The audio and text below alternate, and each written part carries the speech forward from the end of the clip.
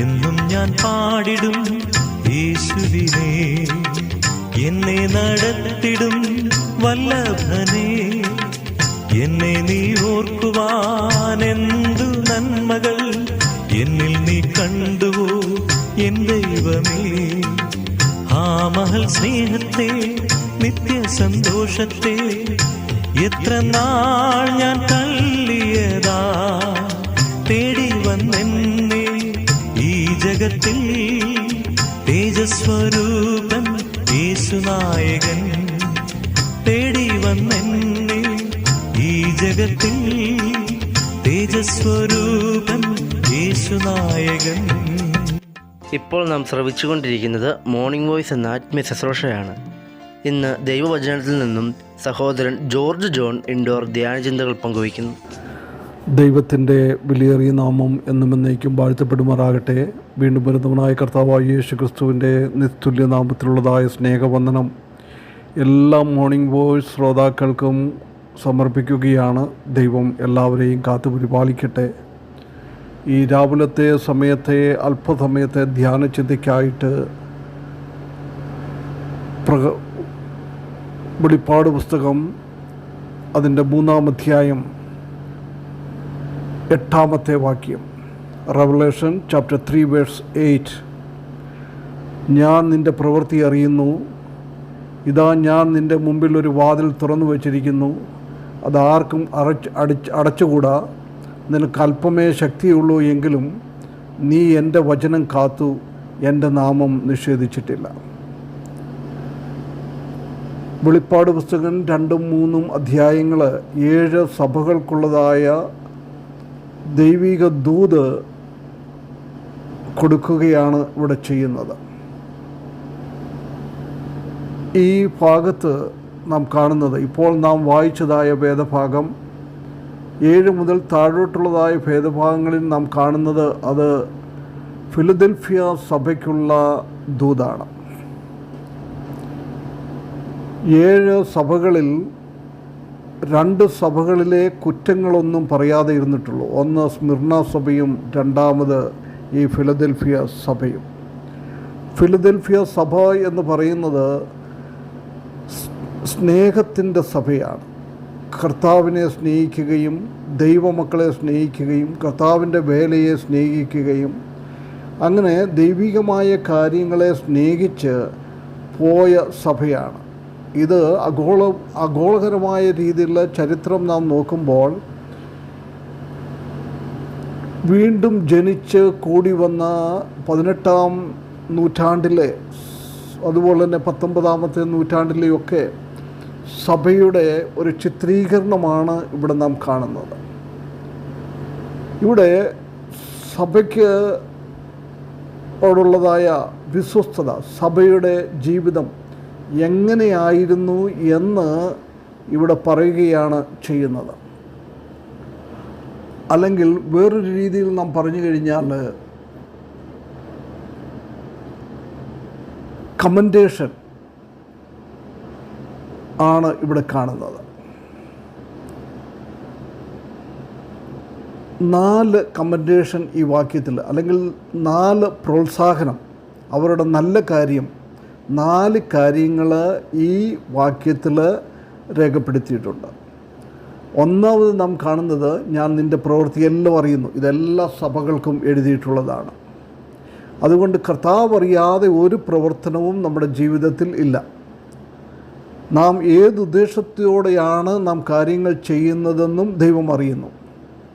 അപ്പോൾ ഈ ഫിലദൽഫിയ സഭയുടെ ആ പ്രവർത്തനങ്ങളെ കണ്ടറിഞ്ഞ് കർത്താവ് പറയുകയാണ്, ഇതാ ഞാൻ നിൻ്റെ മുമ്പിൽ ഒരു വാതിൽ തുറന്നു വച്ചിരിക്കുന്നു, അതാർക്കും അടച്ചുകൂടാ. ഒരു വാതിൽ. ഈ വാതിൽ എന്ന് പറയുന്നത് നമുക്ക് കാണുവാനായിട്ട് സാധിക്കുന്നത് opportunities to given to them. ദൈവം സുവിശേഷീകരണത്തിന് വേണ്ടി കൊടുത്തിട്ടുള്ളതായ സാഹചര്യങ്ങളാണ്. അത് മിഷനറി ഓപ്പർച്യൂണിറ്റി, സുവിശേഷം പറയുന്നതിനുള്ളതായ വാതിലുകൾ തുറന്നു കൊടുത്തു. ദൈവരാജ്യത്തിലേക്കുള്ളതായ വാതിലുകൾ തുറന്നു കൊടുത്തു. കർത്താവായ യേശു ക്രിസ്തു താൻ തന്നെ വാതിലാണ്. ആ വാതിൽ അവർക്ക് വേണ്ടി തുറന്നു കൊടുത്തു. പ്രാർത്ഥന എന്ന വാതിലിലൂടെ കർത്താവിൻ്റെ അടുക്കിലേക്ക് ചെല്ലുവാൻ സാഹചര്യങ്ങളെ ദൈവം ഒരുക്കി കൊടുത്തു. ആ സാഹചര്യങ്ങളെ അവർ തക്കത്തിൽ ഉപയോഗിച്ചു എന്ന് ദൈവം കണ്ട് പറയുകയാണ്. പ്രിയ വിശ്വാസികളെ, നമ്മളെപ്പറ്റി കർത്താവിന് പറയുവാനായിട്ട് സാധിക്കുമോ? ഇന്ന് അനേകം സാഹചര്യങ്ങൾ, ഓപ്പർച്യൂണിറ്റികൾ നമ്മുടെ മുമ്പിലുണ്ട്. എന്നാൽ നാം ഈ ഫിലദൽഫിയ സഭയെപ്പോലെ അത് ഉപയോഗിക്കുന്നുണ്ടോ എന്ന് ഒന്ന് വിചിന്തനം ചെയ്യേണ്ടത് ആവശ്യമാണ്. രണ്ടാമതായിട്ട് നാം കാണുന്നത്, നിങ്ങൾക്ക് അല്പമേ ശക്തിയുള്ളൂ. ഇത് നാം കാണുന്നത് നിങ്ങൾക്ക് അല്പമേ ശക്തിയുള്ളൂ എങ്കിലും ദൈവനാമ മഹത്വത്തിനു വേണ്ടി അവർ പ്രവർത്തിച്ചു. അത് നാം കാണുന്നത് അവരുടെ ആത്മീക കഴിവുകളെയാണ്. നല്ല ഒരു ആത്മീയ കഴിവുള്ള ഒരു സഭയായിരുന്നു ഇത്. ദൈവം കൊടുത്ത അല്പ കഴിവുകൾ കൊണ്ട്, അല്പശക്തി കൊണ്ട് അവർ ദൈവനാമ മഹത്വത്തിന് വേണ്ടി വൻ കാര്യങ്ങൾ ചെയ്ത ഒരു സഭാകാലഘട്ടമായിരുന്നു ഈ ഫിലദൽഫിയ സഭാകാലഘട്ടം എന്ന് പറയുന്നത്. ദൈവവചനത്തിൽ അനേകയിടങ്ങളിൽ നമുക്ക് കാണുവാനായിട്ട് സാധിക്കും, ശക്തിയില്ലാത്ത സഭകൾ, എന്നാൽ വലിയവനായ ദൈവം തൻ്റെ പുനരുദ്ധാന ശക്തി കൊണ്ട് വൻ കാര്യങ്ങൾ പ്രവർത്തിക്കുന്നവനാണ്. പലപ്പോഴും നമുക്ക് ദൈവത്തിന് വേണ്ടി എന്തെങ്കിലും ആത്മീയ കാര്യങ്ങൾ ചെയ്യുവാൻ ശക്തിയില്ലാത്തതിൻ്റെ കാരണമെന്ന് പറയുന്നത് ശക്തവാനായിരിക്കുന്ന ദൈവത്തിൽ നാം നമ്മെ തന്നെ സമർപ്പിക്കുന്നില്ല. ആ ദൈവവുമായിട്ടുള്ള നമ്മുടെ ബന്ധത്തിൽ അത്രമാത്രം ഉയർന്ന ഒരനുഭവമല്ല നമ്മുടെ ജീവിതത്തിലുള്ളത്. പ്രിയ വിശ്വാസികളെ, ഭൗതികമായ രീതിയിൽ നാം നോക്കുമ്പോൾ, ഈ ലോകപരമായ രീതിയിൽ നാം നോക്കുമ്പോൾ നമുക്ക് ശക്തിയില്ലാത്തവരാണ്, നാം ലജ്ജിതരാണ്, നാം നിസാരന്മാരാണ്. എന്നാൽ വലിയവനായ ദൈവം സർവശക്തനാണ്. നാം ദൈവസന്നിധിയിലേക്ക് അടുത്തു വരുമ്പോൾ നിശ്ചയമായും സർവശക്തനായിരിക്കുന്ന ദൈവം നമുക്ക് വൻ ശക്തി തന്ന് നമ്മെ ഉപയോഗിക്കും. ഒന്നാമത്, അവർക്ക് കൊടുത്ത സാഹചര്യങ്ങൾ ദൈവനാമ മഹത്വത്തിന് വേണ്ടി എടുത്ത് ഉപയോഗിച്ചു. അതിലവർ വിശ്വസ്തരായിരുന്നു. രണ്ടാമത്, അവർക്ക് ദൈവം കൊടുത്ത അല്പ ആത്മീയ ശക്തി കൊണ്ട് അവർ വൻ കാര്യങ്ങൾ ചെയ്യുന്ന ഒരു സഭയായിട്ട് ആയിരുന്നു. പ്രിയ വിശ്വാസികളെ, നമുക്കും ഇന്ന് നമ്മുടെ സഭ എപ്രകാരമാണ് ഇരിക്കുന്നത്, നമ്മുടെ ആത്മീയ ചൈതന്യം എപ്രകാരമാണ്, നാം ദൈവത്തിന് വേണ്ടി എന്ത് ചെയ്യുന്നു, ആ കാര്യങ്ങൾ നാം ഒന്ന് വിചിന്തനം ചെയ്യുവാൻ ഇടയാക്കട്ടെ. മൂന്നാമതായിട്ട് നാം അവിടെ കാണുന്നത്, അവർ എൻ്റെ വചനം കാത്ത് സൂക്ഷിച്ചു. അല്ലേ? അവർ നിന്നെ ആ വചനം കാത്ത് സൂക്ഷിച്ചിരുന്ന ഒരു കൂട്ടരെ നമുക്ക് അവിടെ കാണാം. എങ്കിലും നീ എൻ്റെ വചനം കാത്തു. മൂന്നാമതായിട്ട് ഈ സഭയുടെ പ്രത്യേകത എന്ന് പറയുന്നത്, for the faithfulness to the word of God. വലിയവനായ ദൈവത്തിൻ്റെ വചനത്തിൽ അവൾ വളരെ വിശ്വസ്തയോടുകൂടെ കാര്യങ്ങൾ ചെയ്തതായിട്ട് നമുക്ക് കാണാം. കെപ്റ്റ്, അവർ കാത്തു സൂക്ഷിച്ചു. അത് സൂക്ഷിക്കുകയാണ്. ഒരു മിലിറ്ററിക്കാരെ എപ്രകാരം